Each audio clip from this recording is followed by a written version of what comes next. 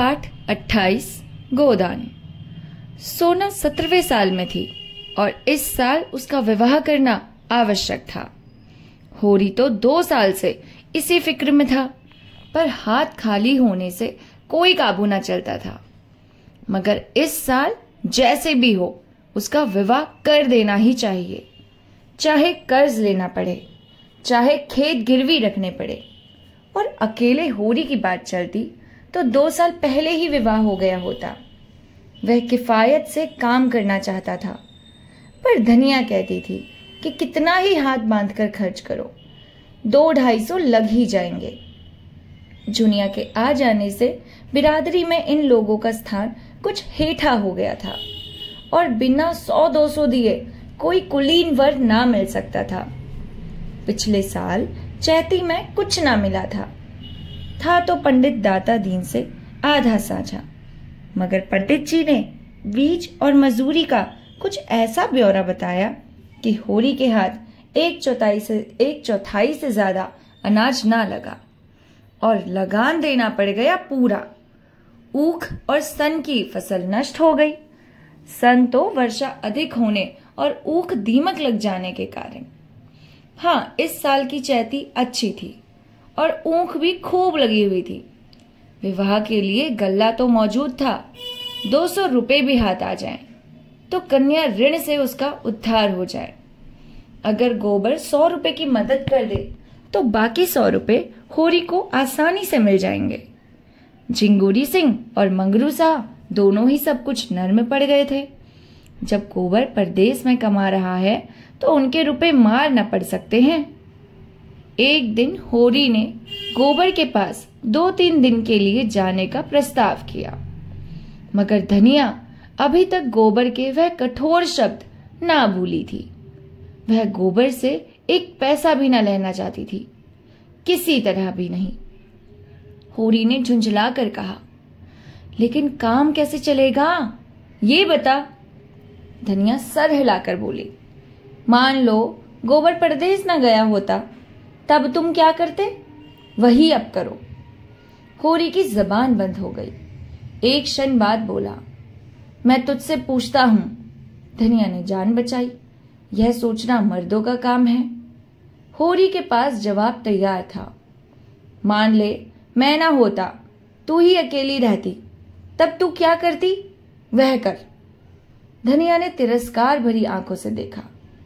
तब मैं कुछ कन्या भी दे देती तो कोई हंसने वाला ना था। कुछ कन्या तो होरी भी दे सकता था, इसी में उसका मंगल था। लेकिन कुछ मर्यादा कैसे छोड़ दे। उसकी बहनों के विवाह में 300 बाराती द्वार पर आए थे।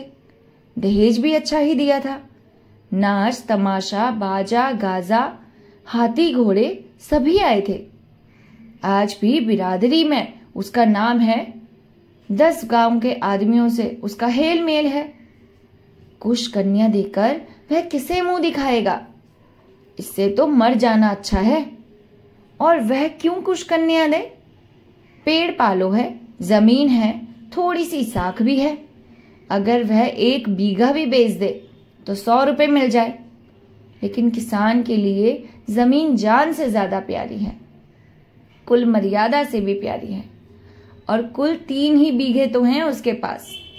अगर 1 बीघा बेच देगा तो फिर खेती कैसे करेगा।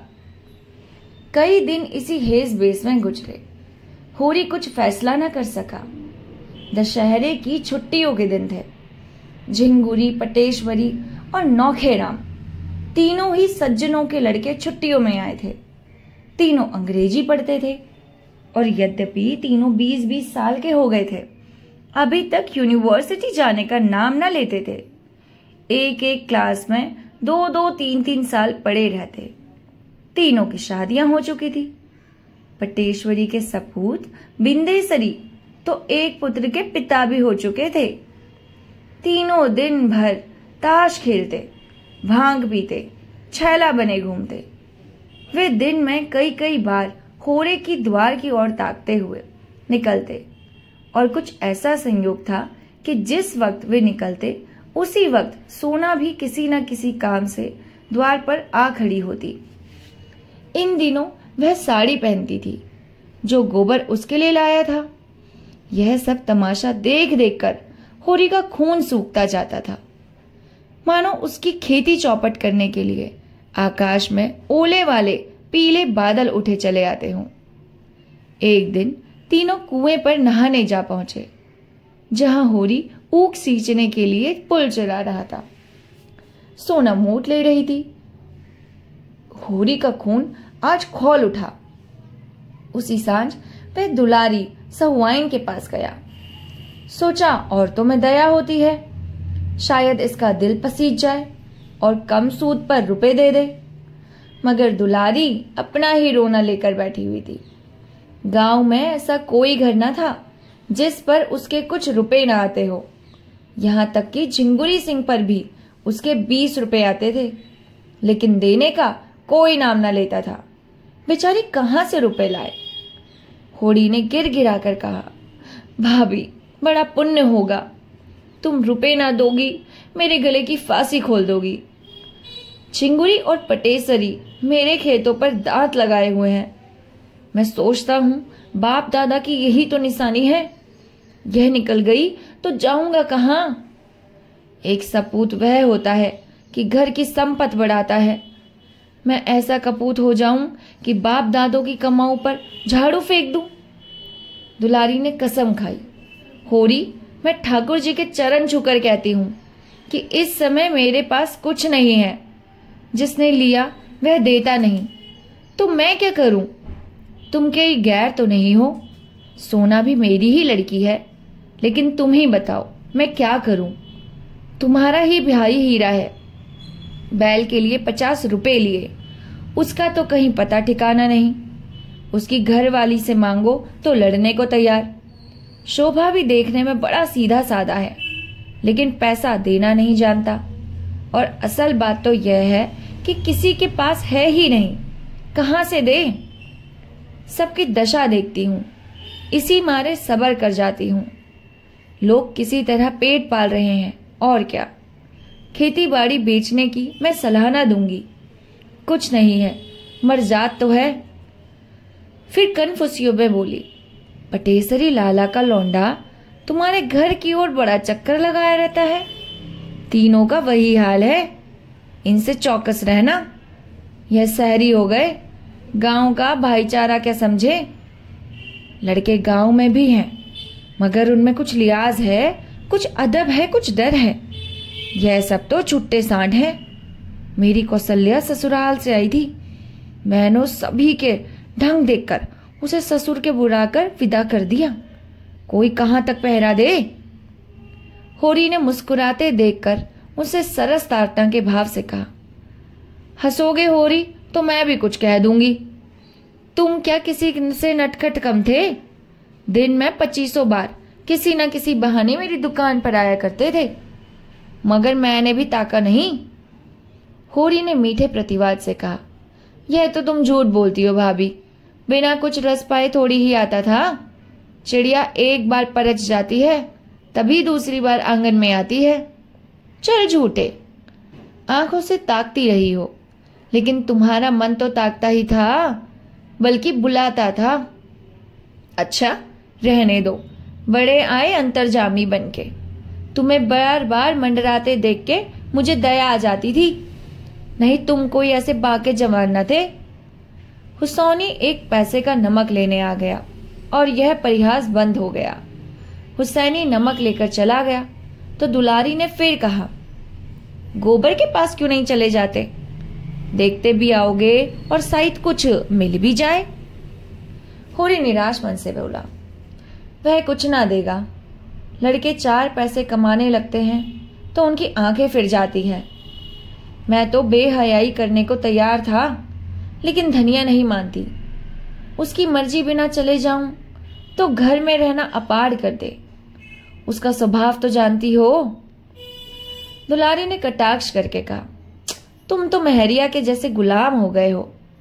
तुमने पूछा ही नहीं तो क्या करता। अरे मेरी गुलामी करने को कहते तो मैंने लिखा लिया होता सच। तो अब से क्या बिगड़ा है, लिखा लो ना। 200 में लिखता हूं, इन दामों मैंगो नहीं है। तब धनिया से तो ना बोलोगे? नहीं, कसम खाऊं, और जो बोले तो मेरी जीभ काट लेना। अच्छा तो जाओ, घर ठीक ठाक करो, मैं रुपए दे दूंगी। होरी ने सजल नेत्रों से दुलारी के पांव पकड़ लिए। भावावेश में मुंह बंद हो गया। सहुआइन ने पांव खींचकर कहा, अब यही शरारत मुझे अच्छी नहीं लगती। मैं साल भर के भीतर अपने रुपए सूद समेत कान पकड़ कर लूंगी। तुम तो व्यवहार के ऐसे सच्चे नहीं हो, लेकिन धनिया पर मुझे विश्वास है। सुना पंडित तुमसे बहुत बिगड़े हुए हैं। कहते हैं इसे गांव से निकाल कर नहीं छोड़ा तो ब्राह्मण नहीं। तुम सिलिया को निकाल बाहर क्यों नहीं करते? बैठे बिठाए झगड़ा मोल ले लिया। धनिया रखे हुए हैं, मैं क्या करूं भाभी? अरे सुना है पंडित काशी गए थे। वहां एक नामी विद्वान पंडित है, वहां 500 मांगता है, तब पराश्चित कराएगा। भला पूछो, ऐसा अंधेर नहीं हुआ? जब धर्म नष्ट हो गया तो 1 नहीं 1000 पराश्चित करो, इससे क्या होता है? तुम्हारे हाथ का छुआ पानी कोई ना पिएगा, चाहे जितना प्रायश्चित करो। होरी यहां से घर चला तो उसका दिल उछल रहा था। जीवन में ऐसा सुखद अनुभव उसे ना हुआ था। रास्ते में शोभा के घर गया और सगाई लेकर चलने के लिए नेवता दे आया। फिर दोनों दाता दीन के पास सगाई की सायत पूछने गए। वहां से आकर द्वार पर सगाई की तैयारियों की सलाह करने लगे। धनिया ने बाहर निकलकर कहा, पहर रात गई, अभी रोटी खाने की बेला नहीं आई, आकर उठो। गपड़ चौथ करने तो सारी रात पड़ी है। होरी ने उसे भी परामर्श में शरीक होने का अनुरोध करते हुए कहा, इसी सलाहगन मेहनत लगन ठीक हुआ है। बता क्या क्या सामान लाना चाहिए? मुझे तो कुछ मालूम नहीं। जब कुछ मालूम नहीं तो सलाह करने क्या बैठे हो?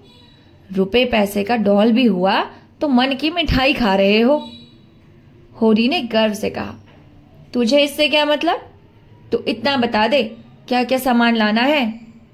ओहो, तो मैं ऐसी मन की मिठाई नहीं खाती।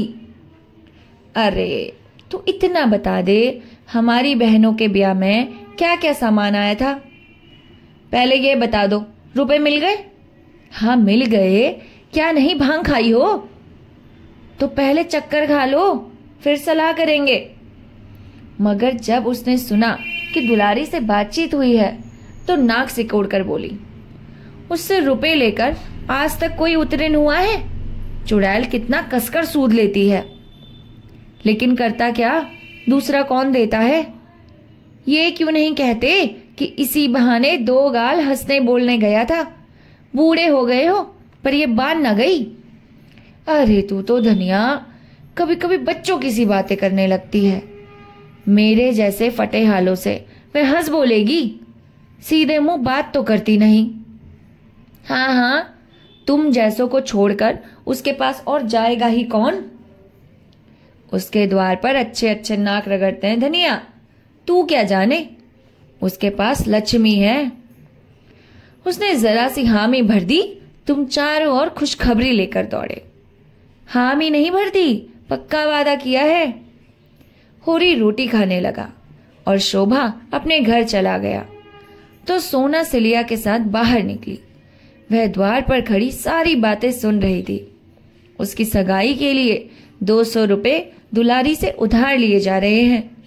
यह बात उसके पेट में इस तरह खलबली मचा रही थी जैसे ताजा चूना पानी में गिर गया हो। द्वार पर एक कुप्पी जल रही थी जिससे ताक के ऊपर की दीवार काली हो गई थी। दोनों बैल नांद में सानी खा रहे थे और कुत्ता जमीन पर टुकड़े के इंतजार में बैठा हुआ था। दोनों युवतियां बैलों पर चरनी के पास आकर खड़ी हो गई। सोना बोली, तूने कुछ सुना? दादा सहुआइन ने मेरी सगाई के लिए 200 रुपए उधार लिए हैं। सिलिया घर का रत्ती रत्ती हाथ जानती थी। बोली, घर में पैसा नहीं है तो क्या करे? सोना ने सामने के काले वृक्षों की ओर ताकते हुए कहा, मैं ऐसा नहीं करना चाहती जिससे माँ बाप को कर्जा लेना पड़े। कहां से देंगे बेचारे, बता? पहले ही कर्ज के बोझ से दबे हुए हैं। 200 और ले लेंगे तो बोझा और भारी होगा कि नहीं? बिना दान दहेज के बड़े आदमियों का ब्याह कहीं होता है पगली? बिना दहेज के तो कोई बूढ़ा ठेला ही मिलेगा। जाएगी बूढ़े के साथ? बूढ़े के साथ क्यों जाऊं? भैया बूढ़ा थे जो जुनिया को ले आए, उन्हें किसने क्या पैसे दिए दहेज में? उसमें बाप दादा का नाम डूबता है। मैं तो सोनारी वाले से कह दूंगी, अगर तुमने पैसा भी दहेज लिया तो मैं तुमसे ब्याह न करूंगी। सोना का विवाह सोनारी के एक धनी किसान के लड़के से ठीक हुआ था, और जो वह कह दे कि मैं क्या करूं, तुम्हारे बाप देते हैं, मेरे बाप लेते हैं, इसमें मेरा क्या अख्तियार है? सोना ने जिस अस्त्र को रामबाण समझा था, अब मालूम हुआ कि वह बांस की कैन है। हताश होकर बोली, मैं एक बार उनसे कह के देखना चाहती हूँ। अगर उसने कह दिया कि मेरा कोई अख्तियार नहीं, तो क्या गोमती यहाँ से बहुत दूर है? डूब मरूंगी। माँ बाप के मर मर के पाला पोसा है, उसका बदला क्या यही है? उनके घर से जाने लगूं तो उन्हें कर्जे से और लाती जाऊं। माँ बाप को भगवान ने दिया हो तो खुशी से जितना चाहे लड़की को दे, मैं मना नहीं करती, लेकिन जब वह पैसे पैसे को तंग हो रहे हैं, आज महाजन नालिश करने नीलाम करा तो कल मजूरी करनी पड़ेगी। तो कन्या का धर्म यही है कि डूब मरे? घर की जमीन जायदाद तो बच जाएगी, रोटी का सहारा तो रह जाएगा। माँ बाप 4 दिन मेरे नाम का रोकर संतोष कर लेंगे। यह तो ना होगा कि मेरा ब्याह करके उन्हें जन्म भर रोना पड़े। 3-4 साल में 200 के दूने हो जाएंगे। दादा कहाँ से ला कर देंगे? सिलिया को जान पड़ा जैसे उसकी आंख में नई ज्योति आ गई। आवेश में सोना को छाती से लगाकर बोली, तूने इतनी अकल कहाँ से सीख ली सोना? देखने में तो तू बड़ी भोली भोली है। इसमें अक्कल की कौन बात है चुड़ैल? क्या मेरी आंखें नहीं हैं? क्या मैं पागल हूं? 200 मेरे ब्याह में ले, 3-4 साल में वो दूना हो जाए, तब रुपया के ब्याह में 200 और ले, और जो कुछ खेती बाड़ी है सब नीलाम कर दे, द्वार दार भीख मांगते रहे, यही ना? इससे तो कहीं अच्छा है मैं अपनी ही जान दे दूं।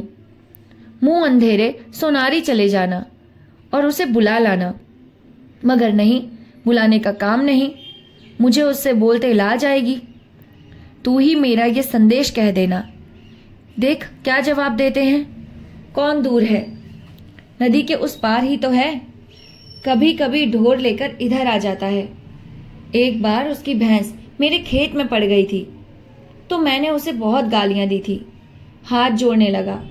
हाँ यह तो बता, इधर मतई से तेरा भेंट हुआ नहीं? सुना ब्राह्मण लोग उन्हें बिरादरी में नहीं ले रहे हैं। सिलिया ने हिराकत कर से कहा, बिरादरी में क्यों न लेंगे? हाँ, बूढ़े रुपए नहीं खर्च करना चाहता। इसको पैसा मिल जाए तो झूठी गंगा उठा ले। लड़का आजकल बाहर उसारे में टिक्कर लगाता है। तू इसे छोड़ क्यों नहीं देती? अपनी बिरादरी में किसी के साथ बैठ जा और आराम से रह। वह तेरा अपमान तो नहीं करेगा। हाँ रे, क्यों नहीं? मेरे पीछे उस बेचारे की इतनी दुर्दशा हुई, अब मैं उसे छोड़ दूं? अब जब वह चाहे पंडित बन जाए चाहे देवता बन जाए, मेरे लिए तो वही मतई है जो मेरे पैरों पर सर रगड़ा करता था। और ब्राह्मण हो जाए और ब्राह्मणी से ब्याह भी कर ले, फिर भी जितनी उसकी सेवा मैंने की वह कोई ब्राह्मणी ना करेगी। अभिमान मरजात के मुंह में चाहे मुझे छोड़ दे, लेकिन देख लेना फिर दौड़ा आएगा। आ चुका, अब तुझे पा जाए तो खच्चा ही खा जाए। तो उसे बुलाने ही कौन जाता है? अपना अपना धर्म अपने अपने साथ है। वह अपना धर्म तोड़ रहा है तो मैं अपना धर्म क्यों तोड़ूं? प्रातः काल सिलिया सोनारी की ओर चली, लेकिन होरी ने रोक लिया। प्रातः काल सिलिया सोनारी की ओर चली, लेकिन होरी ने रोक लिया। धनिया के सर में दर्द था, उसकी जगह क्योरियों को क्यों बढ़ाना था? सिलिया इनकार न कर सकी। यहां से जब दोपहर को छुट्टी मिली तो वह सोनारी चले गई। इधर तीसरे पहर होरी फिर कुएं पर चला तो सिलिया का पता न था। बिगड़ कर बोला, सिलिया कहाँ उड़ गई? रहती है, ना जाने किधर चल देती है, जैसे किसी जुकाम में जी ही नहीं लगता। तू जानती है सोना कहाँ गई है? सोना ने बहाना किया, मुझे तो कुछ मालूम नहीं, कहती थी धोबिन के घर कपड़े लेने जाना है, वहीं चले गई होगी। धनिया ने खाट से उठकर कहा, चलो मैं क्यारी बनाए देती हूँ। कौन उसे मजूरी देते हो जो बिगड़ रहे हो? अच्छा, हमारे घर में नहीं रहती? उसके पीछे सारे गांव में बदनाम नहीं हो रहे? अच्छा रहने दो, एक कोने में पड़ी हुई है तो उसका किराया लोगे? एक कोने में नहीं पड़ी हुई है, एक पूरी कोठरी ले रखी है। अच्छा, तो उस कोठरी का किराया होगा कोई 50 रुपए महीना। उसका किराया 1 पैसा सही। हमारे घर में रहती है, जहां जाए पूछ कर जाए, आ जाती है तो खबर लेता हूं। और चलने लगा। धनिया को होरी ने ना आने दिया। रूपा क्यारी बनाती थी और सोना मोट ले रही थी। रूपा गीली मिट्टी के चूल्हे और बर्तन बना रही थी और सोना सशंक आंखों से सोनारी की ओर ताक रही थी। शंका भी थी, आशा भी थी। शंका अधिक थी, आशा कम। सोचती थी उन लोगों को रुपए मिल रहे हैं तो क्यों छोड़ने लगे? जिनके पास पैसे हैं वे तो पैसे पर और भी जान देते हैं। और गौरी महतो तो एक ही लालची है। मथुरा में दया है, धर्म है, लेकिन बाप की इच्छा जो होगी वही उसे माननी पड़ेगी। मगर सोना भी बच्चा को ऐसे फटकारेगी कि क्या करेंगे। वह साफ कहेगी, जाकर किसी धनी की लड़की से ब्याह कर, तो जैसे पुरुष के साथ मेरा निभाना होगा। कहीं गौरी महतो मान गए तो वह उनके चरण धो धो कर पिएगी, उनकी ऐसी सेवा करेगी कि अपने बाप की भी ना की होगी, और सिलिया को पेट भर मिठाई खिलाएगी। गोबर ने उसे जो रुपया दिया था वह अभी तक संचय हुई थी। इस मृदु कल्पना से उसकी आंखें चमक उठी और कपोलों पर हल्की सी लाली दौड़ गई। मगर सिलिया अभी तक आई क्यों नहीं? कौन बड़ी दूर है? ना आने दिया होगा उन लोगों ने। वह आ रही है, लेकिन बहुत धीरे धीरे आती है। सोना का दिल बैठ गया। अब आगे नहीं माने शायद। नहीं, सिलिया दौड़ी आती तो सोना का ब्याह हो चुका होता। मुंह धो रखो। सिलिया आई जरूर, पर कुएं पर ना आकर खेत में क्यारी बनाने लगी। डर रही थी, होरी पूछेंगे कहाँ थी अब तक, तो क्या जवाब देगी। सोना ने यह 2 घंटे का समय बड़ी मुश्किल से काटा। छूटते ही वह भागी हुई सिलिया के पास पहुंची। वहां जाकर तू मर गई थी क्या? ताकते ताकते आंखें फूट गई थी। सिलिया को बुरा लगा। तो क्या मैं वहां सोती थी? इस तरह की बातचीत राह चलते थोड़ी ही हो जाती है, अवसर देखना पड़ता है। मथुरा नदी की ओर ढोर चराने गए थे। खोजती खोजती उसके पास गई और तेरा संदेशा कहा। ऐसा प्रसन्न हुआ कि तुझसे क्या कहूं। मेरे पांव पर गिर पड़ा और बोला, सिल्लो, मैंने जब से सुना है कि सोना मेरे घर आ रही है, तब से आंखों की नींद हर गई है। उसकी वह गालियां मुझे फल गई, लेकिन काका को क्या करूं, वह किसी की नहीं सुनते। सोना ने टोका। तो ना सुने, सोना भी जिद्दीन है, जो कहा है वह करके दिखाएगी, फिर मलते रह जाएंगे हाथ। बस उसी क्षण ढोरों को वहीं छोड़ मुझे लिए गौरी महतो के पास गया। महतो के 4 पुर चढ़ते हैं, कुआं भी उन्हीं का है, 10 बीघे का ऊंख है। महतो को देख के मुझे हंसी आ गई, जैसे कोई घसियारा हो। हाँ, भाग का बली है। बाप बेटे में खूब कहा सुनी हुई। गौरी महतो कहते, तुझसे क्या मतलब? मैं चाहे कुछ लूं या ना लूं, तू कौन होता है बोलने वाला? मथुरा कहता था, तुमको लेना देना है तो मेरा ब्याह मत करो, मैं अपना ब्याह जैसे चाहूंगा कर लूंगा। बात बढ़ गई और गौरी महतो ने पहनियां उतारकर मथुरा को खूब पीटा।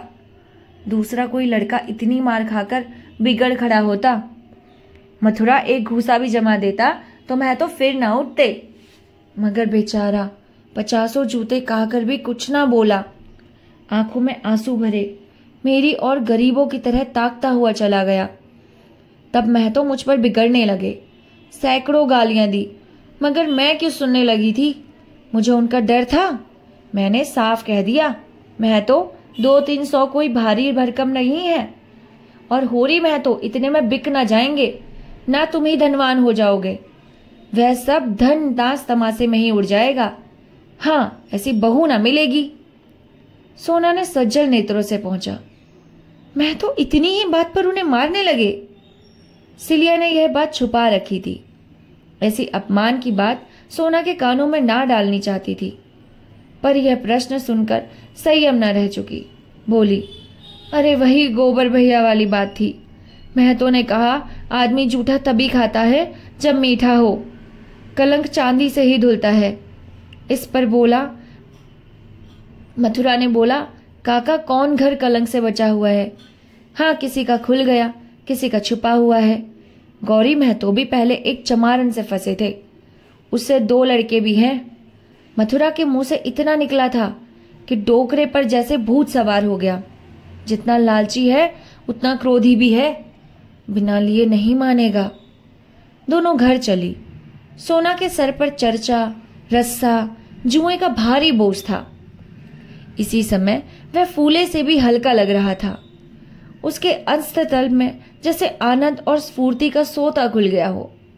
मथुरा की वह वीर मूर्ति सामने खड़ी थी। वह जैसे अपने हृदय में बैठाकर उसके चरण आंसुओं से पखार रही थी, जैसे आकाश की देवियां उसे गोद में उठाए आकाश में छाई हुई लालिमा में लिए चली जा रही हूं। उसी रात को सोना को बड़े जोर का ज्वर चढ़ गया।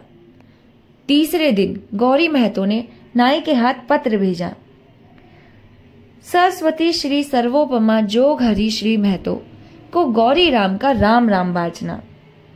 आगे जो हम दहेज में बातचीत हुई थी उस पर हमने शांतमय से विचार किया। समझ में आया कि लेन देर से वर और कन्या दोनों ही के घर वाले जेरबार होते हैं। जब हमारा तुम्हारा संबंध हो गया तो हमें ऐसा व्यवहार करना चाहिए कि किसी को ना अखरे। तुम दान दहेज की कोई फिक्र ना करा। हम तुमको सौगंध देते हैं, जो कुछ मोटा महीन जुरे बरातियों को खिला देना। हम वह भी ना मांगेंगे। रसद का इंतजाम हमने कर लिया। हाँ, तुम खुशी खुर्रम से हमारी जो खातिर करोगे हम वह सर झुकाकर स्वीकार कर लेंगे। होरी ने पत्र पढ़ा और दौड़े हुए भीतर जाकर धनिया को सुनाया। हर्ष के मारे उछला पड़ता था, मगर धनिया किसी विचार में डूबी बैठी थी। एक क्षण बाद बोली, यह गौरी महतो की भलमानसी है, लेकिन हमें भी तो अपने मर्जाद का निभा करना है। संसार क्या कहेगा? रुपया हाथ का मैल है, इसके लिए कुल मर्जाद नहीं छोड़ा जाता। जो कुछ हमसे हो सकेगा देंगे, और गौरी महतो को लेना पड़ेगा। तुम यही जवाब लिख दो। माँ बाप की कमाई में क्या लड़की का कोई हक नहीं है? नहीं लिखना क्या है? चलो मैं नाई से संदेश कहलाई देता हूँ। होरी हत बुद्धि का आंदन में खड़ा था, और धनिया उस उदारता की प्रतिक्रिया में जो गौरी महतो को सज्जनता से जाग थी, संदेशा कह रहा था। फिर उसने नाई को रस पिलाया और विदाई देकर विदा किया। वह चला गया तो होरी ने कहा, यह तूने क्या कर डाला धनिया? तेरा मिजाज आज तक मेरी समझ में न आया। तू आगे चलती है, पीछे भी चलती है। पहले तो इस बात पर लड़ रही थी कि ऐसे पैसा कर्ज मत लो, कुछ लेने देने का काम नहीं है। जब भगवान ने गौरी के भीतर बैठकर यह पत्र लिखवाया तो तूने कुल मर्जाद का राग छोड़ दिया। तेरा मरम भगवान ही जाने। धनिया बोली, मुंह देखकर बीड़ा दिया जाता है, जानते हो कि नहीं? तब गौरी अपनी शान दिखाते थे, अब वह भलमानसी दिखा रहे हैं। ईंट का जवाब चाहे पत्थर हो, लेकिन सलाम का जवाब तो गाली नहीं। होरी ने नाक सिकोड़कर कहा, तो दिखा अपनी भलमानसी, देखे कहां से रुपए लाती है। धनिया आंखें चमकाकर बोली, रुपए लाना मेरा काम नहीं है, तुम्हारा काम है। मैं तो दुलारी से ही लूंगा। ले लो उसी से, सूद भी लेगी। जब डूबना ही है तो क्या तालाब और क्या गंगा। होरी बाहर आकर चिलम पीने लगा। कितने मजे से गला छूटा जाता था। लेकिन धनिया जब जान छोड़े तब तो, जब देखो उल्टी ही चलती है, जैसे कोई भूत सवार हो जाता है। घर की दशा देखकर भी इसकी आंखें नहीं खुलती। तो ये था हमारी कहानी का 28वां पार्ट। 29वें पार्ट के लिए मिलते हैं आपको नेक्स्ट वीडियो के साथ। तब तक के लिए नमस्कार।